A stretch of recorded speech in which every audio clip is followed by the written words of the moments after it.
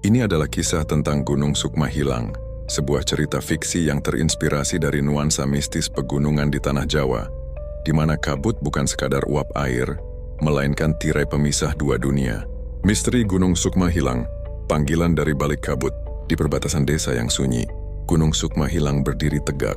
Ia tidak menjulang tinggi seperti Semeru atau Rinjani, namun auranya jauh lebih berat. Hutan di sana bukan sekadar pepohonan, melainkan labirin lumut yang lembab dan gelap. Penduduk setempat Desa Kertajaya memiliki satu aturan tak tertulis yang pantang dilanggar.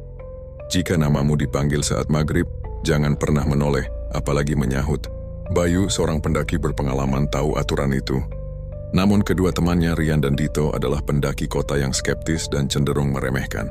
Itu cuma cara warga lokal nakut-nakutin kita biar nggak buang sampah sembarangan, Bay, ujar Rian sambil tertawa. Bayu berhenti sejenak, jaga lisannya. Gunung ini beda, mereka terus berjalan. Saat azan maghrib sayup-sayup terdengar. Hutan tiba-tiba menjadi hening total. Mereka memutuskan mendirikan tenda di pos 3. Saat Bayu sedang memasak air, Rian yang sedang buang air kecil di semak-semak tiba-tiba terdiam. "Rian!" Suara itu lembut, sangat halus, seperti suara ibunya. Rian menoleh. "Bay, Dito, kalian manggil?" Bayu dan Dito menggeleng. "Rian, sini nak." Suara itu terdengar lagi. Tanpa sadar, Rian melangkah mendekat. "Ya Bu," jawab Rian lirih. "Jangan menyahut," teriak Bayu. Tapi terlambat. Detik ketika Rian menjawab, angin kencang berbau melati busuk berhembus. Kabut tebal tiba-tiba menyelimuti Rian, lenyap dari pandangan. "Rian!" Bayu menggapai-gapai ke dalam kabut, tapi tangannya hanya menangkap udara dingin. Malam itu menjadi neraka. Bayu dan Dito mencari Rian. Mereka mendengar suara gamelan Jawa. Di tengah kepanikan, Bayu melihat sosok Rian berdiri mematung di dekat tebing. Namun saat mereka memutar tubuh Rian, keduanya terlonjak mundur.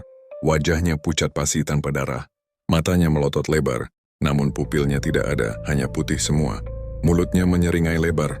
"Bukan dia," bisik Bayu gemetar. "Raganya di sini, sukmanya sudah diambil." Tiba-tiba, Rian tertawa. "Hihihi, sudah kubilang jangan menyahut." Tanpa pikir panjang, Bayu menarik Dito dan berlari turun pontang-panting. Mereka sampai di desa saat subuh. Sesepuh desa, Mbak Darmo, hanya menggelengkan kepala. "Temanmu itu si Rian, dia sudah jadi bagian dari Gunung Sukma Hilang."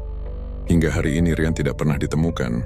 Namun para pendaki yang nekat naik sering bercerita, jika malam tiba mereka melihat sosok pemuda berdiri di pinggir jurang, tersenyum lebar dengan mata putih memanggil nama pendaki lain. Pesan moral, di alam bebas sopan santun adalah tameng utama. Jangan pernah meremehkan kearifan lokal.